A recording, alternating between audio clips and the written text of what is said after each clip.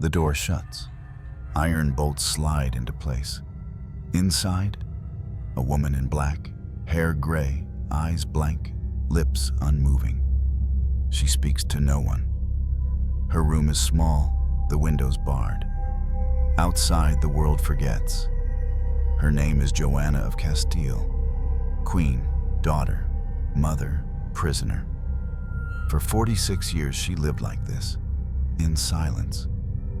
They said she was mad. But was she truly insane? Or just inconvenient to a crown that could not control her? This is not just a story of a woman who lost her mind. This is a story of power, of grief turned into chains, of a queen whose voice became too dangerous to hear. The year was 1479. In the great palace of Toledo, under banners bearing lions and castles, a daughter was born to the most powerful couple in Europe. Her name was Juana, later called Joanna, Princess of Castile and Aragon. Her mother, Isabella I of Castile, was a woman carved from willpower and forged in faith. Her father, Ferdinand II of Aragon, was a tactician in both war and marriage. Together, they united Spain, not with affection, but with conquest. Their child would not be raised in tenderness. She would be sharpened, like a blade. From the beginning, Joanna's life was not hers to shape. Her cradle was political. Her future was pre-written. She was not raised to dream, but to obey. And yet, there was something different in her eyes.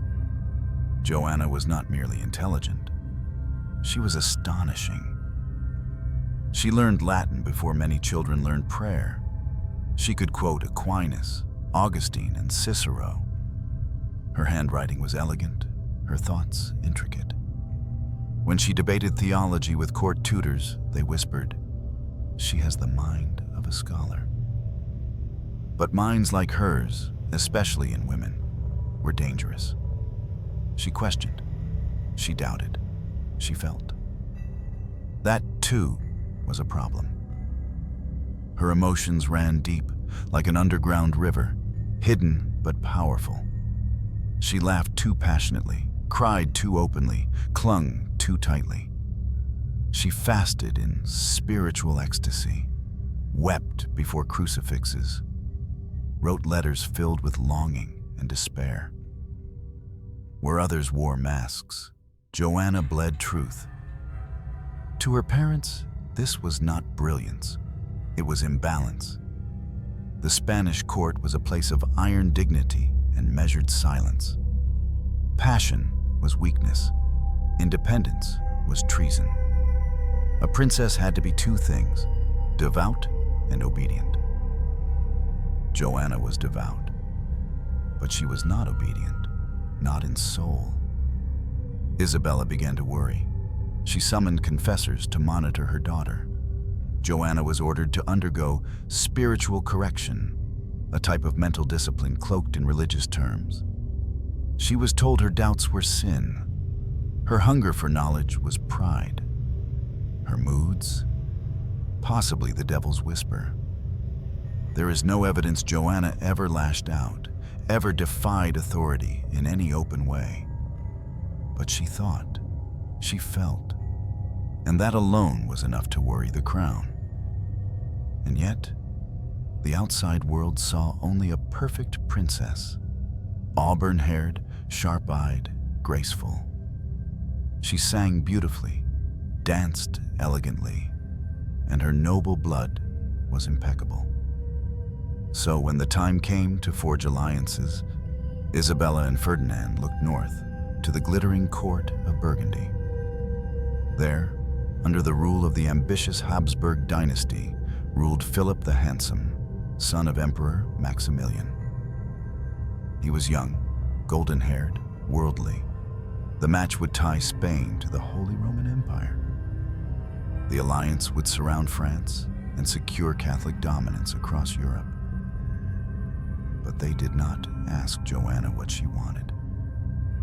In 1496, she was ordered to leave Spain. At age 16, she boarded a ship for Flanders. A storm nearly killed her en route. Some said it was a sign, others ignored it. When the winds calmed, Joanna arrived in a land colder than she'd ever known, not just in climate, but in spirit. She stepped into the Burgundian court like a dove into a glass palace. There were no familiar saints, no Castilian customs. The language was foreign. The humor was sharp. Women were painted and poised, their roles ornamental. The court whispered and watched, amused by the Spanish princess who prayed too long and loved too visibly. And yet, Philip noticed her. Their first meeting was electric. He kissed her hand and she flushed. He spoke her name and she trembled. Some claimed he requested their wedding be advanced. He was so taken by her beauty. For a moment, Joanna believed in fairy tales. They married days later.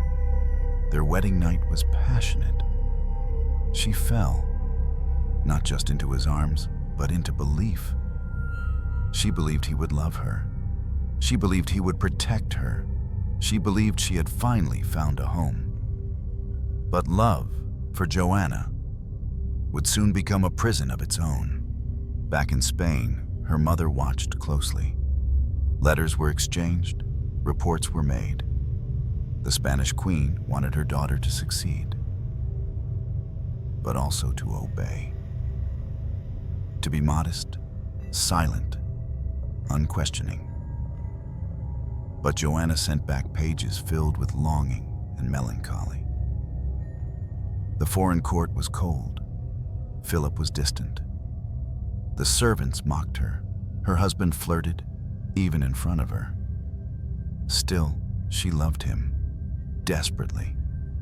She loved him like fire clinging to dry wood. That fire, so bright in the beginning, would become the thing that consumed her. But for now, she was still just a daughter, a wife, a foreign queen in a court that smiled with poison in its teeth. And though she didn't yet know it, the very things that made her extraordinary, her intellect, her passion, her refusal to numb her heart, would soon be used against her. Not because she was weak, but because she was strong in ways the world could not control. They would not crown her for her mind. They would silence her for it. She loved him like a prayer said in secret, fierce, forbidden, and never returned. At first, it seemed like fate had finally offered Joanna a tender hand. Philip the Handsome was not just a prince. He was a vision. Tall, golden-haired, blue-eyed, with a charm sharpened in the cold salons of the Burgundian court. A creature of ease and elegance. Everything in him seemed effortless. His stride, his smile, the way he captivated a room like it belonged to him. And Joanna fell. Not softly, not slowly, but entirely. With the same intensity she gave to prayer, to study, to silence, she now gave herself to him. The wedding was swift and celebrated with grandeur. Silk banners fluttered in the wind, bells rang out. But underneath the joy, a fault line already stretched. It was not love that arranged this union. It was geopolitics. Joanna was a Castilian pawn, sent north to bind empires. And Philip, though briefly charmed by her beauty, had no interest in permanence. Still, in the beginning, there were moments. Moments when he looked at her with something like desire. Moments when he whispered in Spanish, tried her native foods, held her waist during dances. Joanna clung to those moments. She built a life around them, even as they grew fewer, even as the glances faded into absence. Philip was raised in a court of masks. In Burgundy, appearances mattered more than hearts. Power was currency, women were ornaments, and passion, real passion, was a liability. Joanna was too intense for that world. She loved openly, cried when hurt, demanded truth when lied to. She wore her feelings like a velvet cloak, rich, undeniable, visible, and that visibility became a threat. The court began to whisper, "She is too jealous. She watches him constantly. She questions his attendance, his absences, his smiles to other women." And it was true. She did, because she knew. Philip was unfaithful. Servants smirked. Ladies in waiting hid glances. Joanna would wait in her chambers for hours, heart pounding, only for her husband to return with the scent of another on his clothes. She confronted him, at first with trembling hands, then with desperate tears, then with rage. He laughed, dismissed her, called her hysterica, and the court took note. Her pain, her fury, her weeping. It became ammunition. "She is unbalanced," they murmured. "Too emotional. Not fit for public life." But what was madness, if not heartbreak unlistened to? She wasn't insane. She was in love. Wildly, dangerously, devoutly in love with a man who treated her devotion like dust on his boots. And in that pain, something inside her began to fracture. Not break, not yet, but bend under pressure. Philip, for his part, grew cold. He began to exclude her from court functions, denied her letters, forbade her from speaking to certain courtiers. She was a queen in name, but already being erased from the chessboard. To maintain appearances, she still sat beside him during feasts, still smiled through clenched teeth, but the space between them grew wider than the hall itself. It wasn't just the betrayal, it was the loneliness. Joanna had no allies in Flanders. Her Spanish ladies were dismissed. Her Catholic customs were mocked. Her piety, her silences, her desire for intimacy, they made her seem foreign. And being foreign in that glittering cold court was unforgivable. She started to retreat inward, fasted for days, prayed obsessively, wrote letters to her mother filled with pleas for guidance and comfort. Her mother, Queen Isabella, replied with caution, "A queen must suffer with dignity. God will reward patience." But patience felt like abandonment. Then came the births. One child, then another. A son, Charles, born in 1500, future emperor. Others followed. Eleanor, Isabella, Ferdinand. Each child gave Joanna a flicker of purpose, a reason to believe her life still had meaning beyond Philip's Gaysems. She clutched her newborns like lifelines. But even then, Philip was often absent. When he did appear, it was to parade his own glory. He basked in titles, reveled in tournaments, surrounded himself with flatterers. Joanna's role was to smile, to nod, to vanish behind his radiance. But she would not vanish. She confronted him again. One night, when jealousy and grief swelled too large to contain, she cut her hair in mourning and threw herself at his feet. She begged him, loved him, despite it all. It shocked even him. And yet, nothing changed. Instead, rumors spread faster. That she screamed at night. That she beat her fists against doors. That she refused to eat, then demanded mass at midnight. Maybe some of it was true, but what they called madness was grief without comfort, betrayal without justice. and the court was eager to brand her. A mad queen is easier to control than a grieving one. Philip, always ambitious, began to use the whispers to his advantage. He claimed she was unstable, unfit, that he should govern in her name. And the seeds of a greater betrayal were sown. Joanna, the daughter of two crowns, born to unite empires, now found herself trapped in a marriage that consumed her identity. Her love had been weaponized, her pain politicized. And still, she remained. She remained because she believed, despite everything, that love could be saved, that Philip could be reached, that her voice still mattered. But in Flanders, under its cold chandeliers and poisoned smiles, Joanna's voice was fading, and soon it would be silenced altogether. She loved him past the point of dignity, and they called that madness.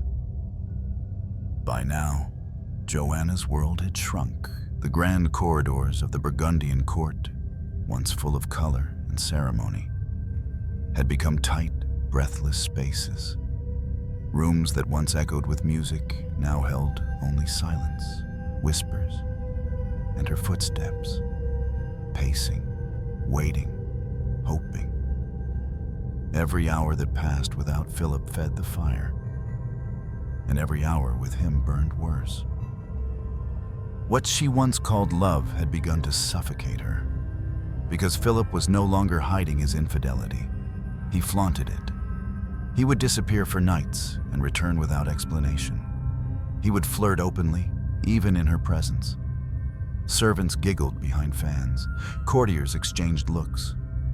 And Joanna, trapped in the spotlight of royal observation, had no choice but to smile through clenched teeth.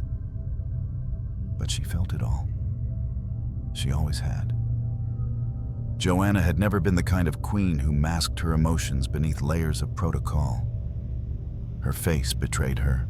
Her body betrayed her. She wept in public. She begged in private. She questioned the women in Philip's circle, sometimes in fury, sometimes in desperation, sometimes in a kind of reverent grief, as if mourning a man who was still alive. And the court took note. They began to call her La Loca, the mad one, not because she was dangerous, but because she was inconvenient, because she asked questions, because she showed her wounds. She loved with too much heat, and in cold courts, heat is considered disease. One night, the breaking point came. Philip was attending a ball without her again. Joanna, left behind in her chambers, waited until she could take no more. She ordered her horse. She rode alone at night, through the narrow streets toward the palace hall. Her hair loose, her dress torn, her voice trembling with fury and fear. She burst into the ballroom like a ghost of fury, demanding Philip's attention, demanding his loyalty, demanding his truth. And the court gasped, not at Philip's betrayal, but at her display. She was not composed. She was not quiet. She felt too much. To them, it was not pain. It was spectacle, and that made her dangerous. The following day, rumors spread like wildfire that she had struck a servant, that she had torn at her clothes, that she refused to eat, refused to sleep, spent hours in prayer to the Virgin, asking for the fire to stop. It's hard to know what's true. There are no cameras in the corridors of history, only scribes, only enemies, only those with something to gain. And Philip had much to gain. He began to feed the narrative. He presented himself as a calm, rational prince, married to an unwell woman. He claimed she suffered fits, that she neglected the children, that she spoke to herself, and the most chilling accusation of all, that she was not of sound mind to rule. He told his advisors he must take control for the good of the kingdom, for the safety of their heirs. Joanna's heartbreak had become his ladder to power. And still, she loved him. Still she pleaded. Still she forgave. In a letter preserved from the period, one of her confidants wrote, "The queen weeps often, and when his grace returns to her side, she clutches him as though he were the last breath in her lungs." But even her breath was being used against her. Philip began to isolate her. He controlled her servants, her schedule, her movements. Letters to her family in Spain were filtered or stopped altogether. And back home, her mother, Queen Isabella, fierce, proud, religious, began to worry. But not for Joanna's heart, for her fitness. If Joanna could not control her emotions, if she was being labeled unstable, then what would happen when it was her turn to rule? What began as personal betrayal was becoming political doom. In private, Joanna's cries deepened. She began refusing food, refusing company. She would pray for hours at a time, sometimes speaking, sometimes silent. She clung to her children. When nurses tried to take them away, she would scream. And Philip? He had already moved on. He dressed in gold, hosted feasts, danced with ladies. To him, Joanna was no longer a wife. She was a liability. And the more she crumbled, the easier it became to justify taking everything from her. The whispers became declarations. She is mad. She cannot rule. She must be replaced. Some say that during this time, Joanna was subjected to religious corrections again. Confessors ordered by her husband to examine her soul, to purge her of sinful passions. They made her fast, to prove humility. They monitored her prayers, her dreams, her tears. But her grief was not sin. It was the logical outcome of a life where love was turned into a weapon. In 1504, her mother Isabella died. The crown of Castile passed to Joanna, but instead of a coronation, there was chaos. Philip claimed she was unfit to rule. Her father Ferdinand, who had long distrusted Philip, rushed back to Castile. And suddenly, Joanna was no longer just a broken wife. She was a queen torn between two men who each wanted power, and neither trusted her to wield it. Her love had been weaponized. Now, her mind would be too. Joanna's grief was written into ledgers. Her tears became footnotes in state documents. Her pleas became signatures of madness, not because she had failed, but because she had felt too much in a world that punishes women for feeling. This was not insanity. This was heartbreak. This was the betrayal of love, rewritten into history as madness. He died, but her mourning did not end. It became her prison. On a quiet September morning in 1506, the bells of Burgos tolled. Philip the Handsome, Joanna's husband, Joanna's torment, Joanna's God, was dead. At just 28 years old, the man who had played courts like chessboards, who had danced through treaties and betrayal alike, lay still. His body, once adored by painters and feared by nobles, was now cold, blue, dead. The cause was sudden. Some said it was a fever. Some claimed poison. Others whispered about a chill caught from cold wine after a game of ball. Even now, historians argue over the truth, but Joanna did not need a reason. She needed him to live, And when he didn't, her world came undone. Not in the way of queens, dignified, composed, veil draped in state mourning, but in the way of widows who loved past reason, past dignity, past sense. Her grief wasn't soft, it wasn't silent, it screamed. She clung to his corpse, refused burial, refused prayers, refused to let him go. And the court, hungry for spectacle, eager to label, watched. "She sleeps beside his coffin," they whispered. "She opens it, touches his face. She speaks to him." Some of it is true, some of it exaggerated beyond recognition.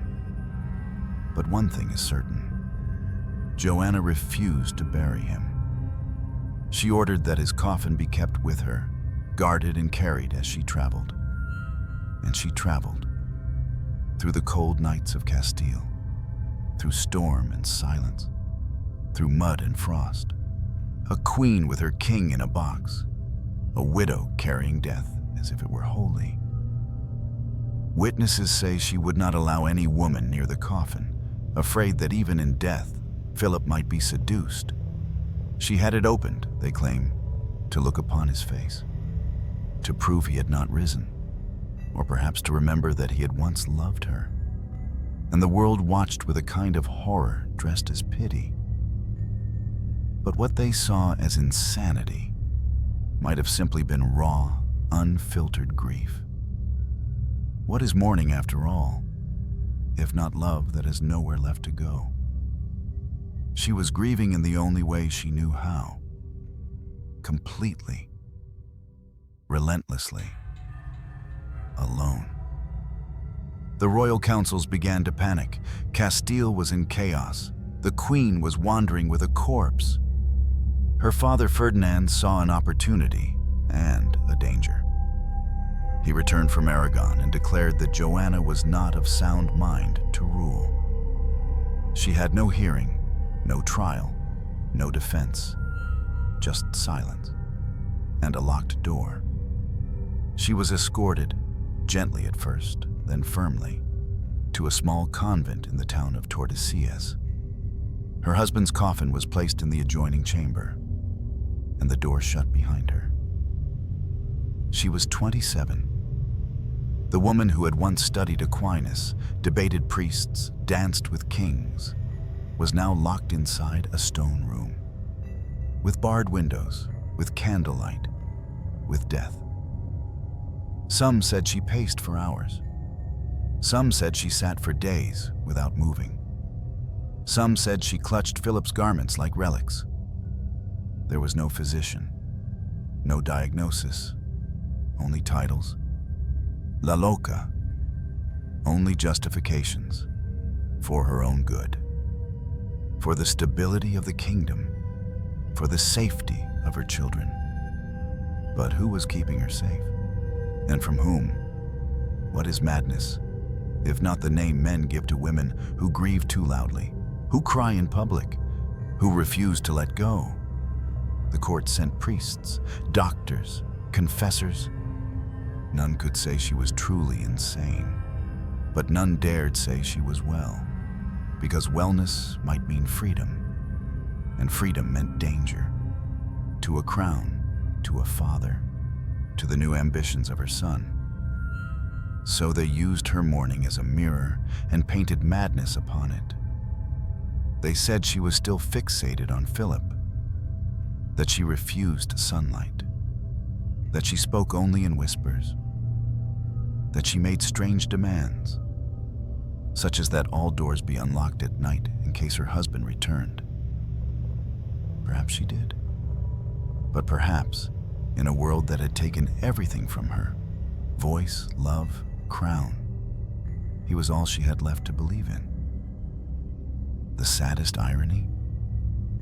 Joanna had never stopped being queen. By law, she was still the monarch of Castile. Her signature was still required on documents. Her name was still spoken in oaths. But she had no throne, no court, no freedom. Just a bed, a barred window, and a coffin. Her confinement was no longer framed as punishment. It was care, protection, mercy. But mercy that never asked what she wanted. Years passed. The guards changed. The seasons shifted. Monarchs rose and fell. But behind the walls of Tordesillas, nothing changed. She remained, the queen in black, the widow with no funeral. And her silence grew heavier than any crown. Historians still debate whether Joanna suffered from mental illness. Some suggest bipolar disorder. Others propose deep depression, possibly postpartum psychosis after childbirth. But even if that were true, it does not explain the punishment. Because her condition did not put her in prison. Power did. Grief did. Men did. They found her mourning inconvenient, so they made it invisible. And they called that care.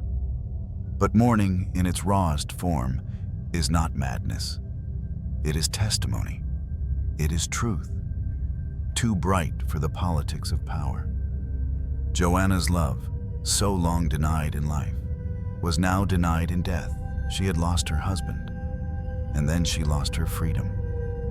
Not because she broke the rules, but because she felt what no one wanted to acknowledge. That love, when betrayed, doesn't vanish.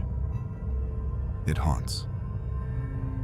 And sometimes, it wears a crown and walks behind a coffin and never stops walking.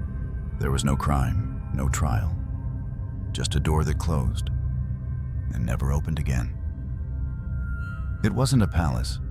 It wasn't even a proper fortress. The convent at Tordesillas was a modest brick and stone building tucked along the Duero River. The air was damp, the walls were thin, and the winters bit through the shutters like wolves. It was never meant to hold a queen. But that's where they put her. They brought her at night. The wind howled like something ancient. The people of Castile, hearing whispers of La Reina Loca, stood by the roadside, unsure whether to bless her or fear her. Her father, Ferdinand of Aragon, made the arrangements. He told the court it was for her health. He told the people it was for her safety. He told himself it was for control. And just like that, without resistance, without defense, Joanna of Castile vanished from public life. She was 27 years old. They gave her 3 rooms, one for sleeping, one for praying, and one for eating, though she often refused food. The windows were high and narrow. The view was of a stone wall. The door had bolts on the outside. Her only consistent company was a nun named Sister Agueda and a rotating cast of guards, most of whom treated her with pity at best, contempt at worst. But one companion never left her side: Philip's coffin. Yes, the stories are true. For a time, the coffin remained in the adjoining chamber, sometimes beside her bed, sometimes moved depending on her behavior, or the rumors swirling outside. She slept with the door open between them. She prayed beside it. She whispered to it. This is not legend. This is recorded. In a report written in 1511, a Spanish cleric noted, "Her Majesty still speaks of His Grace the King, as though he were absent on travel, not dead. She refuses to bury him. She speaks to him with longing and fury alike." This became evidence. Evidence used by counselors, bishops, and foreign dignitaries to prove what they wanted to believe all along: that she was mad, that she could not rule, that her grief was not a wound, but an illness. But was it? Because what they called madness might also be called mourning, and what they called delusion might have been memory that refused to die. The truth was this: Joanna had become a problem, not because of what she did, but because of what she represented. She was the legal queen of Castile. After Isabella's death, her signature was required to validate any royal decree. And yet, she was locked behind stone, silent, invisible. So what did they do? They forged her name. They used stamped signatures to rule in her place. They issued laws in her name, but without her voice. A phantom queen, a living absence. And all the while, the world moved on. Ferdinand continued to govern, claiming he was assisting his daughter. But there was no intention of letting her rule. She had been neutralized, a figurehead held in shadow. And when Ferdinand died in 1516, Joanna might have hoped, even then, that freedom would come. But instead, her son, Charles, newly arrived from Flanders, came to claim his inheritance. He was just 16, he hadn't seen her in years, barely spoke Castilian, wore Flemish clothes, thought in Latin, and had already been trained in power. He visited her, briefly, and when he did not weep. He bowed, he smiled, he signed the documents, and then he left. He left her behind, locked in Tordesillas, again. Not as his mother, not as a queen, but as a legal instrument, whose title was useful, but whose voice was not. She had lost everything: her husband, her crown, her children, and now, her name. She began to refuse Mass, refused confession, refused even to speak to some of the priests sent to comfort her. Her body aged, but her legend did not. Reports from the convent varied. Some said she screamed at night. Some said she sang lullabies. Others said she sat for hours staring at the wall, unmoving, lips parted but silent. One guard noted, "She walks in circles. She touches the stone with her hand, again and again, as though searching for something behind it." What was she searching for? Her past? Her husband? Herself? No one asked. They only recorded and judged. She had no mirrors, no portraits. Her hair turned gray, her skin paled from lack of sunlight. And still, she was Queen Joanna of Castile, on parchment, if not in life. Occasionally, rebels and factions would invoke her name. "She is the rightful queen," they would cry. "She is imprisoned unfairly." But those voices were quickly silenced, because her name was too powerful to free and too dangerous to forget. So they buried her in a tomb of silence. They let her live, but only behind bars. They fed her, dressed her, reported on her, but they never freed her, never gave her a platform, never gave her back her voice. And in that silence, the world forgot. Joanna did not die with Philip, but a part of her did. And the part that remained, the woman who loved too deeply, who mourned too fiercely, who refused to forget, was caged like a bird whose song no longer suited the throne. There was no crime, no trial, no sentence, only a door that shut, and behind it, a queen, a mother, a widow, waiting. She lived longer than her husband, her parents, and her jailers. Yet she remained the most buried of them all. Time is crueler than any prison. And for Joanna of Castile, time did not pass like seasons. It dragged like a funeral dirge, slow and endless. She entered Tordesillas at 27. She died there at 76, 46 years. Not 46 days, not even 46 months. 46 years locked behind stone and iron. No coronation, no council chamber, no procession. Just silence. Just walls. Just shadows that shifted across the floor while everything she had ever known disappeared beyond reach. History is often obsessed with drama, with battles and beheadings, with sharp moments of change. But Joanna's tragedy was not made of a single moment. It was made of waiting. Waiting for the door to open, waiting for someone, anyone, to see her not as a ghost, not as a problem, but as a person. But no one came. Even her children, grown and powerful, did not rescue her. Her son Charles, now Charles V, Holy Roman Emperor, visited only when he needed to solidify his rule.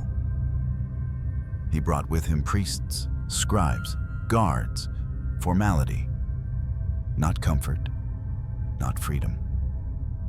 One record says she embraced him and asked if he had come to take her home. He smiled and then left. The door closed again. His visits became less frequent.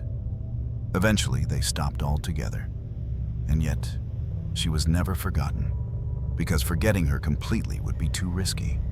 She was a living seal, a signature, a name that could legitimize or threaten any ruler in Spain. So she was kept alive, but never free. She was watched, measured, recorded. Letters from Tordesillas, written by clerics, guards, and confessors, describe a woman whose behavior oscillated between silence and bursts of strange ritual. She refused to bathe. She hoarded scraps of fabric. She sang religious hymns in the early morning hours. Sometimes she spoke with clarity, especially when discussing theology. Other times, she wept without words. She once asked a priest, "Do the dead know they are dead?" When asked if she still loved Philip, she answered, "He loved the world more than me, and now he has neither." These are not the ravings of a mad woman. They are the reflections of someone buried alive, holding conversations only with ghosts. Her daily life became one long repetition. She rose early. She prayed alone. She walked in circles, fingers brushing the same stones until the skin wore thin. She sat by the small grated window, watching the sky change color. Rain became her calendar, wind, her music, loneliness, her most loyal subject. The guards who came and went wrote of her not with cruelty, but with a quiet unease. They pitied her, feared her sometimes, but mostly they obeyed the silence. One wrote in 1537, "Her Majesty spoke today only to the Virgin Mary. She refuses meat. She has removed the straw from her mattress and placed it in the shape of a cross." But no matter how strange her behavior became, one thing remained. She never forgot who she was. When asked to sign documents that undermined her rule, she refused. When they tried to trick her into relinquishing her titles, she stared in silence. Her crown had been taken, her freedom stolen, her husband buried, her name twisted. But her will, quiet, small, and persistent, remained intact. In a world that had no more use for her, Joanna kept being. She refused to die on their timeline. She refused to become convenient. And so the decades crawled on. Outside, the world changed. The Reformation tore through Europe. New wars raged. Charles V became one of the most powerful rulers on the continent. His armies marched. His sons were born. His enemies fell. But still, Tordesillas remained, unmoved, unnoticed, unspoken, and inside it, so did she. By the 1540s, her health began to fail. She suffered from leg ulcers, from tooth loss, from arthritic pain that curled her body like a question mark. She walked with difficulty. She ate only bread, cheese, and figs. Her hair had turned completely white.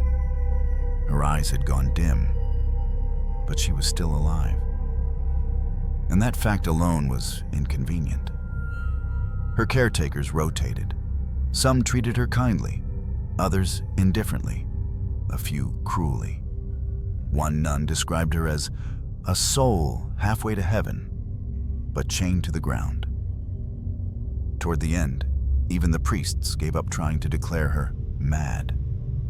They simply called her resigned. But resignation is not the same as peace. It is the silence that comes when fighting no longer matters. It is what happens after hope breaks. In 1555, the world finally turned its face toward her again. Briefly, Charles, old and exhausted from empire, sent word. He was abdicating. He would retire to a monastery in Joanna. She lay in her small bed, fevered, thin, and quiet. She murmured prayers. She refused the sacraments. She spoke to no one for 3 days. And on April 12th, 1555, she died. No crowd gathered. No royal trumpet sounded. No state funeral filled the air with incense and mourning. They placed her in a coffin and transported her body to Granada to be buried beside Philip, the man whose death had locked her life in place, the man who broke her and was still called the Handsome. Joanna, daughter of Isabella and Ferdinand, wife of Philip the Handsome, mother of Charles V, Queen of Castile and Aragon, was lowered into the ground without a monument, without a eulogy. Not because she was unloved, but because she had become inconvenient to remember. 46 years in shadow. And still, she had outlived them all. Her captors, her betrayers, even her legend. She was not insane. She was buried alive in history, and only now are we digging her out. He called her mother when it suited him. He called her mad when it didn't. To the world, Charles V was a man forged for greatness. Holy Roman Emperor, King of Spain, Archduke of Austria, Lord of the Netherlands. He was raised in courts of marble and mirrors, groomed for diplomacy, trained for strategy, clothed in power from the cradle. But behind that golden armor stood a woman in shadows.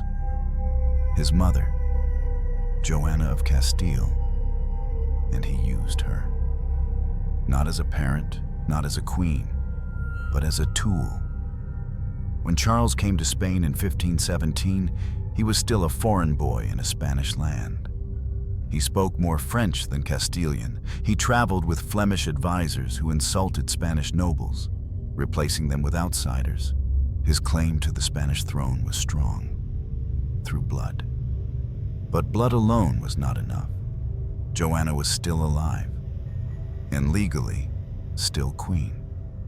She had never abdicated, never been dethroned. No court had stripped her title. No document had officially named Charles as sole monarch. So what did he do? He went to Tordesillas. It had been over a decade since he'd seen her. Joanna, now in her 40s, had already spent long, aching years locked inside stone walls. Her hair had grayed, her eyes dimmed, her back bent, but her memory remained. And when Charles stood before her, she recognized him. Some say she reached for his face. Some say she asked, "Will you take me home now?" We don't know what he answered, but we know what he did. He brought not comfort, but parchment, documents, proclamations, a request to sign over her power. to give him, her son, full authority to rule Spain in her name. And she did. Whether from exhaustion, hope, or resignation, we'll never know. But with her signature, Charles gained full legitimacy. The boy became king, the king became emperor, and the mother became invisible. He left shortly after, back to court, back to empire. Tordesillas, once again, faded into shadow. Charles rarely spoke of her, rarely visited, rarely sent comfort. But he used her title often. When rebellion flared in Castile, he invoked her name. The rebels are traitors to Queen Joanna. When nobles resisted his reforms, he insisted he ruled with the will of the rightful queen. When religious councils questioned his lineage, he held up her seal. She was mad when he needed silence. She was queen when he needed power. In the revolt of the Comuneros, 1520-1521, her name returned to the streets. These rebels, Castilian townsmen and nobles tired of Charles's foreign rule, marched under banners that read, "Por la Reina Juana," for Queen Joanna. They claimed she was still the rightful ruler, that her son had usurped her, that if she spoke just once against him, all of Spain would rise with her. So they came to Tordesillas. A delegation of rebels broke into the convent. They begged her, "Say the word, denounce your son. We will restore your throne." Joanna looked at them and said nothing. Was it fear, confusion, loyalty? Or had silence simply become her only defense? We do not know. What we do know is this: she did not support the rebellion. She did not condemn Charles. And when the rebels were crushed, when their leaders were executed and the movement burned to ash, Charles thanked her silence with more isolation. He tightened her confinement, changed her caretakers, ordered that she receive no news of politics or the outside world. She had chosen loyalty and, in return, received oblivion. Over the years, Charles ruled vast lands, waged wars across Europe, debated with Martin Luther, and presided over the colonization of the Americas. He wielded faith and fire. He wore crowns and crimson. But never did he free his mother. She remained in the margins of his empire, his shadow, his beginning, his ghost. And yet, he owed her everything. Without her blood, he had no claim. Without her name, no throne. Without her silence, no peace. And still, he left her there. Decade after decade, only once more did he visit. In 1525, after a long absence, he arrived at Tordesillas to see her. By then, Joanna was a figure of legend. Whispers surrounded her like incense. Some said she never spoke. Some said she floated between sanity and silence like mist over water. Some said she spoke only in scripture. But that day, according to a servant's account, she turned to Charles and said, "You are grown, but I remember the child who wept for me when they took me away." Charles said nothing. He bowed. He signed more documents. He left. She would never see him again. She never saw her grandchildren, never walked in the gardens again, never stepped outside the convent. She was queen, but she ruled nothing. She was mother, but lived alone. She was alive, but already buried. And Charles? He became the most powerful man in Europe. But the cost was written not in blood, but in silence. He carved his empire on the back of his mother's name, and once he was done, he closed the book. He abdicated in 1556, retired to a monastery, wrote letters about God and death, but not about her. never again about her. And so Joanna remained, not just imprisoned in stone, but imprisoned in history. A woman whose voice was used, but never heard. Whose body was guarded, but never embraced. Whose name was repeated, but never honored. She had given Spain its king. She had given Charles his crown. She had given love, loyalty, and years. And in return, she was used like parchment, like property, like a mother whose only sin was surviving the throne that never wanted her voice. They ruled through her name, but not with her voice. They needed her alive, but never free. By all laws, Joanna of Castile was queen. Queen regnant, not queen consort, not queen dowager. Queen in her own right. Her mother, Isabella, had ensured it. The crown of Castile was inherited by blood, not marriage, not favor, not war. And Joanna had that blood. But what good is a crown when the wearer is locked away? What is sovereignty when every word, every signature, every movement must be filtered through men who fear you might speak your truth? This is the cruel paradox of Joanna's fate. She remained queen until her final breath, but her will was ignored. Her name signed documents she never read. Her authority justified actions she never approved. She was both necessary and erased. To rule without her was treason. To rule with her meant inventing her consent. So they invented it. Behind the walls of Tordesillas, Joanna sat in silence while her name traveled across empires. Decrees were issued. In the name of Queen Joanna, taxes levied, marriages arranged, wars declared, territories colonized. And on every scroll, her name appeared, not in her voice, not in her hand, but in ink that reeked of politics. Her son Charles forged a fiction that the world accepted. A silent queen, a willing queen, a queen who trusted her son implicitly. But the silence wasn't consent. It was the result of imprisonment. At times they tried to make her speak. They brought scribes and clerics to coax a signature from her lips. And when she refused, they signed for her. And when she wept, they called her irrational. And when she questioned, they called her dangerous. A woman with a crown is a queen. A woman with a voice is a threat.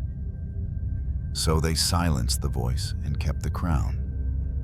Because as long as she lived, no rival could claim legitimacy. As long as she lived, her blood made Charles's claim pure. As long as she lived, her silence could be molded into anything. Joanna was a mirror. They reflected into her whatever they needed. Mother, martyr, madness. One account from a visiting noble in 1533 recounts, "Her Majesty's face is pale, her words few. When I addressed her as Your Grace, she turned to the window and said, 'They only call me queen when they need something signed.' There were no audiences, no councils, no processions. Her royal seal was kept under lock and key, not in her hands, but in the chancery. It was pressed onto wax as needed, with no regard for the woman it once belonged to. And so, the great illusion continued. In Granada, statues were built for kings who never ruled. In Seville, paintings depicted Charles's grandeur. In Valladolid, courts debated laws in her name. But no one painted Joanna. No portraits in her later years. No grand image of the Queen in black. No visual record of the woman who kept an entire monarchy legally alive, even as her body was shut behind convent doors. She became a legal fiction, a stamp of continuity. But she was not fiction. She was alive. She was aware. And above all, she remembered. In letters smuggled out by loyal attendants, fragments of her thoughts survive. They call it protection. But the lock on the door does not open from the inside. They pray I forget. But every stone I touch remembers what they took from me. Even in confinement, she held on to her identity, not as a ruler perhaps, but as a woman who once loved, once believed, once hoped. She continued to refuse baths. Some say it was fear of being poisoned. Others say it was resistance, a small way to assert control over a life stripped of all dignity. When priests pressed her about confession, she replied, "Let the men who lied in my name confess first." She may have been quiet. She may have been wounded. But she was not blind. She knew. She knew she was being used. She knew her voice was smothered under the weight of politics. She knew her love for Philip had been twisted into diagnosis. She knew that madness, in her case, had been a tool of power, because it's easier to call a woman insane than to admit she has been betrayed by her husband, her father, and now, her son. And so the lie continued. They ruled through her, but never with her. They wore her name like a shield. They kept her alive, not out of mercy, but out of necessity. When ambassadors asked to see the Queen, Charles would politely decline. "Her health is delicate," he'd say. "She prays constantly," they'd say. "Best not to disturb her rest." But she was not resting. She was trapped in a performance she never auditioned for, a stage built of stone, a script written in ink she never touched, and a crown that weighed more in absence than it ever had in gold. And yet, she endured. Even when her hands trembled, even when her knees stiffened, even when the world forgot her. Because Joanna was not erased. She was buried alive, beneath laws, beneath lies, beneath generations who needed her presence but feared her truth. She lived and ruled and suffered, without a voice, without a throne, without a single word allowed to escape the bars that were dressed up as mercy. She was a queen, and they crowned her silence. She outlived them all, but never outlived her sentence. The years grew heavy in Tordesillas. By the early 1550s, Joanna of Castile had outlived her parents, her husband, her sisters, most of her guards, and nearly every servant who remembered her name spoken with reverence. She had survived plague, fire, rebellion, childbirth, and betrayal. But the one thing she could never survive was the door. The door that had closed behind her at 27. The door that had defined the rest of her life. The door that no one ever unlocked. Not truly, not for her. She was now in her 70s, her body bent, twisted by arthritis. Her legs swollen, open with ulcers that would not heal. Her skin bruised easily. Her teeth had fallen out one by one. Her eyesight blurred. She barely ate. She spoke little, and when she did, it was often in fragments. And yet, her mind was still hers. A Franciscan friar who visited her in the winter of 1554 wrote, "Her Majesty knew the name of every saint on the calendar. She could still recite passages from Augustine, though her voice shook. When I asked her if she remembered the coronation, she whispered, 'They crowned me while planning my exile.'"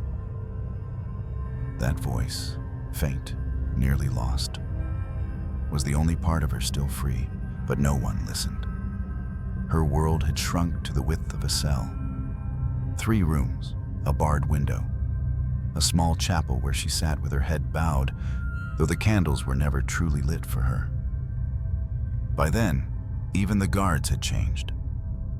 The younger ones barely knew who she was. A few mocked her. Some pitied her. Most said nothing. They carried her food. They washed her linens. They heard her cough through the walls. But they never heard her story. Even her son, Charles V, now weary from ruling the largest empire Europe had seen since Rome, no longer visited. He was consumed with legacy, war, and his own decay. He wrote volumes of correspondence in his final years, but never once a letter to his mother. In 1555, word reached Tordesillas that Charles intended to abdicate the throne. He would retire to a monastery, relinquishing power to his son, Philip II. The weight of empire had grown too much. Joanna, hearing the news in fragments, said nothing. But that night, she refused her bread, refused water, refused prayer. And for 3 days, she lay in bed, unmoving. Then came the fever. It started low, a slow, dull ache behind her eyes. Her body shivered despite the spring warmth. She murmured nonsense at first, then prayer, then silence. The sisters tried to care for her, but there was little they could do. She would not eat. She would not confess. She would not cry. She had done all those things too many times already. Her body began to give way. Her legs turned blue with poor circulation. Her breathing became shallow. The physicians wrote, "Her Majesty declines steadily. It is unlikely she will see Easter." She didn't. On Good Friday, April 12, 1555, Joanna of Castile died. There were no trumpets, no mourning crowds, no grand liturgy in the cathedral. The bells did not toll in every city of her realm. No black banners hung from the windows of Burgos or Valladolid or Toledo. She had once been the daughter of Catholic monarchs. She had once united the crowns of Castile and Aragon. She had once been queen of one of the greatest realms in Europe. And yet, she died like a ghost. Without fanfare, without closure. Her body was placed in a coffin of simple wood. No jewels, no golden lining, no royal silk, just linen and quiet, and the breath of a single nun reciting the Hail Mary. They transported her to Granada, to be buried beside the man who broke her, Philip the Handsome. The irony was thick as incense. He, who had betrayed her love, poisoned her reputation, turned her mourning into madness, was still granted a tomb beside her. History closed its book quietly. The official records note her death with one line: Her Majesty Queen Joanna passed into God's hands after a long illness. May her soul rest in peace. That's all. No recognition of the 46 years in captivity. No acknowledgement of the silence imposed upon her. No apology, no reflection, no monument, just burial. Even centuries later, her tomb in the Royal Chapel of Granada remains simple. Her effigy is carved beside Philip's, both lying in stone as if equals. But they were never equals. He ruled. She was ruled through. He lived free. She lived watched. He was buried as a king. She was buried as a memory that made the living uncomfortable. And so she faded. Not all at once, but in layers. Textbooks would reduce her to Joanna the Mad. Legends would distort her mourning into myth. Playwrights would exaggerate her grief. And most people would remember only the coffin she refused to bury. not the crown they refused to let her wear. But she was more than madness. She was a queen locked away without crime. A woman whose love was turned against her. A mother used by her own son. A ruler whose silence legitimized an empire. And in death, just like in life, they buried the body, but not the truth. Because the truth cannot be locked away forever, not even behind stone, not even beneath centuries. When women disobey, they are called difficult. When they grieve, they are called mad. But when they threaten power, they are silenced. Let us pause. Not with a eulogy, not with another dry title etched into a granite tomb, but with a reckoning. Joanna of Castile was never truly allowed to exist, not as herself. She was born a daughter of monarchs, but from her first breath, she was a symbol, a chess piece, a bloodline, a contract between kingdoms. And when she became a wife, she loved deeply, perhaps too deeply for a court that believed passion should be choreographed, not felt. She loved a man who used her. She bore him children, suffered his betrayal, mourned his death with a grief so visible it made others uncomfortable. And that, perhaps, was her first real sin. She mourned too loudly. They called her mad, but what is madness if not a word we use when someone no longer fits our structure of control? She screamed when told to whisper. She questioned when told to nod. She wept when told to smile. She believed love should mean something.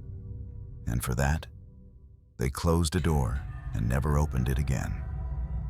Let's be clear. Was Joanna mentally ill? Possibly. Did she suffer from depression? Most likely. Was she vulnerable, broken by loss, by betrayal, by the slow erosion of self? Yes. But that's not the full story, because grief is not a disease, and silence is not a cure. She was not locked away to protect her.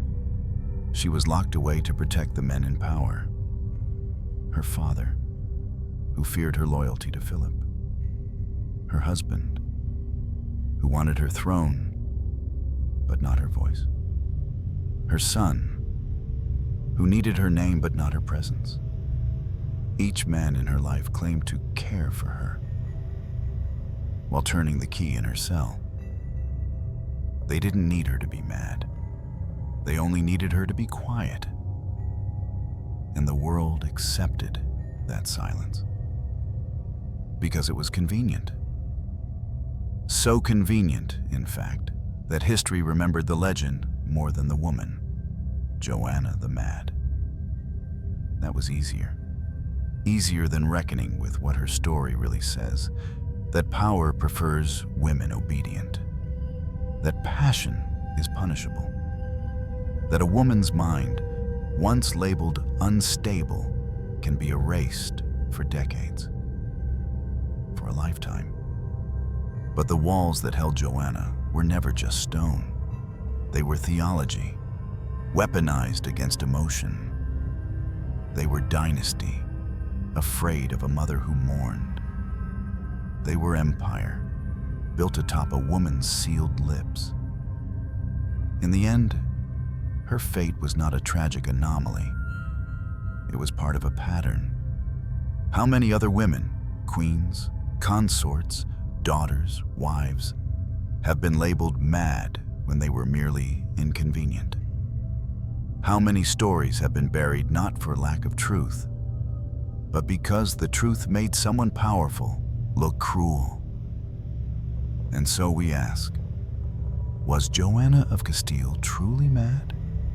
Or was she simply a woman who loved in a world that punished feeling, who spoke in a world that demanded silence, who ruled in a world that refused to be ruled by her? She lived 76 years, 46 of them locked away. She left behind no memoir, no confession, no defense. But perhaps that is the most damning evidence of all. Not that she screamed, not that she wept, but that she was never allowed to speak.